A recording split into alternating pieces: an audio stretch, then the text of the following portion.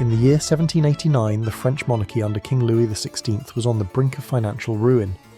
This financial strain forced the French monarch to reluctantly convene the Estates General to levy a new land tax. It had been 175 years since the last meeting of this deliberative body, which included representatives of 3 estates. The first comprised of the clergy, the second comprised of the nobility, and the third comprised of the middle and lower classes. The estates began their meeting at Versailles on May 5, 1789, and quickly entered into a power struggle. The Third Estate soon declared itself a National Assembly that was representative of the people. This new National Assembly expressed its desire to include the other 2 estates in its deliberations, but also made it clear that it was determined to proceed with or without their cooperation.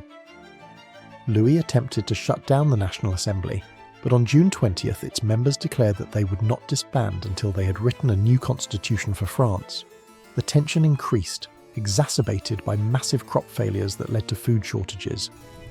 Mobs filled the city's streets, and fear spread that the king would retaliate with force. In Paris, US Ambassador to France Thomas Jefferson witnessed the events of the day commonly associated with the beginning of the French Revolution. Jefferson recorded the days as follows.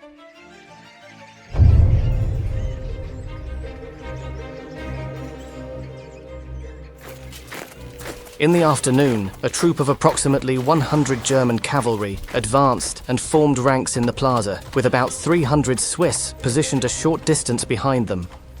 This drew a crowd to the square, who naturally formed themselves in front of the troops, who initially gathered simply to observe. But as their numbers increased, their indignation arose. They retired a few steps, posted themselves behind large piles of loose stone that had been gathered there for the construction of a nearby bridge. From this vantage point, they began pelting the horse.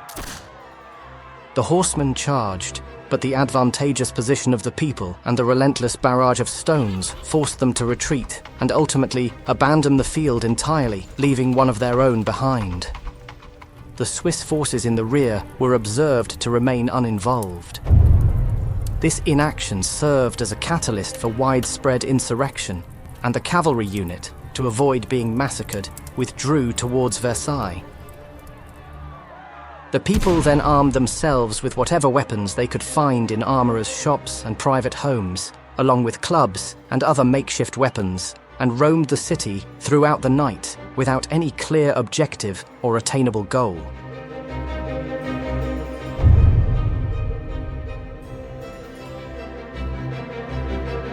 The next day, the states pressed the king to send away the troops and to permit the bourgeoisie of Paris to arm for the preservation of order in the city, and offered to send a deputation from their body to calm the situation. He refuses all their propositions. In response, a committee of magistrates and electors was appointed by their respective bodies to assume the governance of the city. The mob, now openly joined by the French guards, stormed the prisons of Saint-Lazare, releasing all the prisoners. They seized a large store of corn, which they transported to the market. Here, they obtained some arms, and the French guards began to train and organize them. The city committee decided to raise a militia of 48,000 bourgeois, or rather, to limit the number of volunteers to 48,000.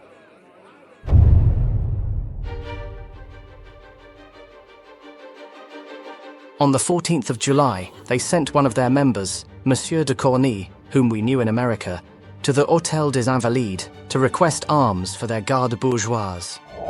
He was followed by, or perhaps found there, a large mob. The governor of the Invalides emerged and explained the impossibility of delivering arms without orders from his superiors. De Corny advised the people to disperse, and he himself withdrew. The people then seized the arms. Not only did the Invalides themselves offer no resistance, but also a force of 5,000 foreign troops encamped within 400 yards never intervened. Monsieur de Corny and 5 others were then sent to request arms from Monsieur de Launay, who was the governor of the Bastille. Upon their arrival, they found a large crowd already gathered outside the fortress. They promptly raised a white flag of truce, mirroring a similar flag hoisted on the parapet. The delegation persuaded the crowd to retreat slightly before advancing to present their request to the governor. At that moment, a volley of gunfire from the Bastille killed 4 people standing closest to the deputies. The deputies retired and the people rushed the fortress, and almost in an instant were in possession of a fortification defended by 100 men, of infinite strength, which in other times had stood several regular sieges and had never been taken. How they managed to enter remains the mystery. Those who claim to have been part of the assault tell so many conflicting stories that their accounts lack credibility. They seized all the arms, released the prisoners and any remaining garrison members who were not killed in the initial outburst of fury, and carried the governor and lieutenant governor to the Place de Grève. There, they beheaded them and paraded their heads through the city in triumph to the Palais Royal. Around the same time, having discovered a treasonous correspondence involving Monsieur de Flesselles, the provost of the merchants, they apprehended him at the Hôtel de Ville, where he was carrying out his duties, and executed him. These events were imperfectly conveyed to Versailles and prompted 2 successive delegations from the States General to the King. He gave curt and harsh responses to both, as it had become known that a proposal had been made and discussed in the council to arrest the principal members of the States General, march the entire army on Paris, and suppress the uprising by force. However, that night, the Duc de Liancourt forced his way into the king's bedchamber and compelled him to listen to a full and vivid account of the day's disasters in Paris. The king retired to bed deeply affected. The execution of Delaunay had a profound effect throughout the night on the entire aristocratic faction, so much so that in the morning, those with the greatest influence on the Count d'Artois impressed upon him the absolute necessity for the king to concede everything to the States General. This aligned well enough with the king's own inclinations. And around 11 o'clock, accompanied only by his brothers, he went to the States General and read them a speech in which he requested their assistance in restoring order. Though the speech was couched in somewhat cautious terms, the manner in which it was delivered made it clear that it was intended as an unconditional surrender.